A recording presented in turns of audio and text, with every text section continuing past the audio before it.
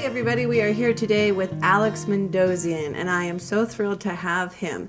His whole focus is on supporting entrepreneurs who want to be at home and work through the internet. Now, to do that, Alex, I would have to imagine that a personality type would have to be very aggressive and very strong. So as an entrepreneur going into this, what are some key factors that they may need to tap into within themselves to, to bring it bottom line and get really focused on their vision? It's interesting you said aggressive and strong, because I've found quite the opposite with my students. I have about 250,000 of them. And over the course of 9 years, I found that the more passive ones publicly, who have their message, who have that inner game message, their voice, they're more prosperous than the ones who are aggressive and more promotional if they don't have a clearer message. But both will work, and I've found that as long as you know what your voice is and you have that point of origin of that inner game, then the outer game becomes a lot easier in the marketing front. You don't need to know a thing about technology. I don't know how to put up a website. You can draw a team for that, but you have to be perfectly clear and concise with your message. I really loved what you just said. You need to know your own voice. That is extremely key. And when we speak of knowing someone's own voice, that's really about knowing who they are. Right? Do you agree with that? It is knowing who you are and what you can offer to the rest of the world. From my perspective, I have a 4-step program that I've taught people in airports, people in restaurants. I've taught people who have gone through 4-day seminars this 4-step process, and we can go through that in less than 30 seconds whenever you're ready. Sure, go, let's hear it. Okay. Yeah. Step 1 is get an 8.5 by 11-inch sheet of paper and write down what I'm really good at. I being the person going through it, right? So what am I really, really good at? In other words, what are my strengths? And they can be anything. They can be little things, like putting the kids to bed, all the way through teaching, right?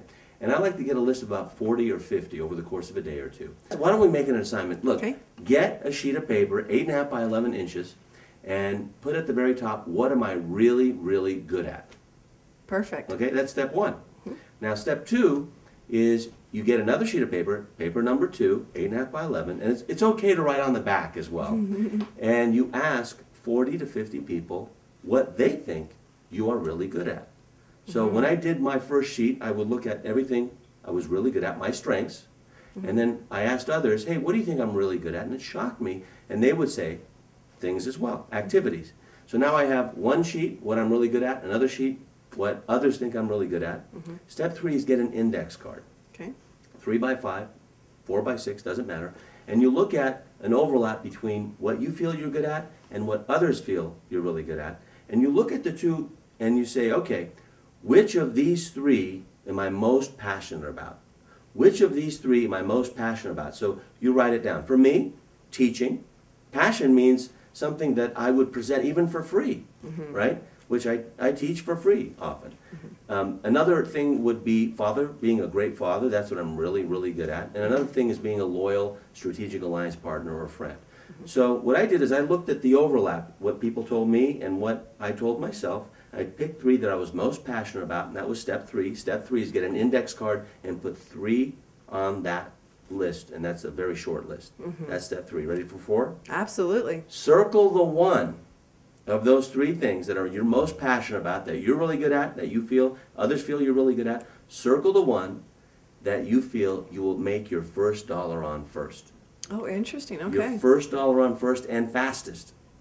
Because the moment you make $1, you've just gone from amateur to professional. In fact, energy that it takes from going from idea to $1 is this much. Energy from $1 to $1 million is this much. They never make it to $1. And the path to $1 million is $1. So I celebrate. I put up my first dollar like restaurants do anytime I go into a new campaign, because I've just turned pro. And that's the difference between an amateur and a professional, $1. That's fantastic. What I really love about that, the first 2 assignments. The one is how you view yourself, really. The second one is how others view you. And I mean, that really goes down to who you are. And you have to know who you are. You have to know what your own strengths are. And I think self-judgment is it holds people back. Self-judgment holds people back so much that the people who are insecure, the people who don't really know who they are, simply having that list from other people saying this is what you are great at is going to inspire them to move to the next level from wherever they are at. Getting naked is a very provocative, two-word phrase for me to wonder what the heck is this about, right? Right. In my world, it would be getting transparent, which Yes. is the same thing. There is no emperor's clothes. We do part the curtain. We do raise the curtain so that if you're bowling, if the bowling ball is going underneath the curtain, you don't know how many pins are going down. How do you keep score? So Right. transparency is about what others feel about your inner game and what you feel about your inner game. So it's still not outer game yet. Right. It's still about who you are, and I believe that the easiest way to know what you want, which is a vision, right, is first identify what you don't want. Can I give assignment number 2? Please do. Okay, assignment number 2. Write down on an 8.5 by 11-inch sheet of paper all the things that you don't want. And I bet they come very, very quickly. They'll come a lot quicker than what they like about themselves and what they're good at. Or what they want, because, see, what they want is point B. Point A is what you don't want. That's pain-centered, right? That's experiential. You're coming from an experience. And spiritual, I believe the soul's purpose is to experience. That's why kids are so curious, and then we lose that after hearing no 50,000 times at age 5. Now, point A is what I don't want. Point B is what I do want. So what I do is I get a sheet of what I don't want on point A, and I just define what I don't want. Okay. I don't want this, I don't want that, I want... And you're really good at it, and you take a deep breath, take a day off, and then the second sheet is just the opposite of what you don't want. And it almost is automatic. Your vision is going to be the opposite of point A.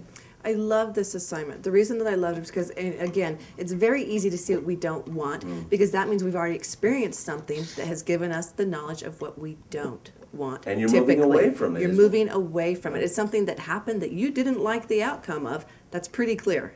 But when you go to look at your future, when you go to look at, the ahead, it's more difficult to be able to pinpoint that because you haven't experienced that. If you knew what you wanted, you would probably be doing it right now. Right. Right? How many people, when you initially give them that first assignment to write down 50 things that they are good at, struggle at it? They struggle at that assignment more than they struggle at this second assignment because people are really good at what they don't want. But what happens is they lose hope that 4-step assignment, and 4 steps versus 2, so it's much more difficult, right, for 4 steps in most cases. It's a bigger barrier. But once they start asking others what they're really good at, then they see there's a shift and they go, really? And it's that outward appreciation that fuels and amplifies their influence and motivation to go back to list 1. So what ends up happening is you may have 5 or 10 things on that first step. And then on the second step, if you ask enough people, and ask them, give me 3 things you think I'm really, really good at. You'll have a list of 100 things before you know it. And so after you've done that second step, go back to step 1 and start filling, because that will give you more confidence, right? And in giving that confidence, you get to point B a lot faster. Hope, I believe, faith, I believe, is not knowing how to get from point A to point B. Hope is simply knowing there is a point B. Right. Confidence is knowing how to do that. And part of the getting naked process is making this whole process naked and transparent so people can see that it's not rocket science. Right. It's ordinary people doing extraordinary things in little micro decision ways every single day that are invisible, but when you stack them together, they make a big difference. So Alex, tell me, the first time you had to do that assignment, you had to write 50 things about yourself that were great. How did you struggle through it? I struggled through it in 2 ways. Number 1, the first time I did the assignment, I had 2 struggles, okay?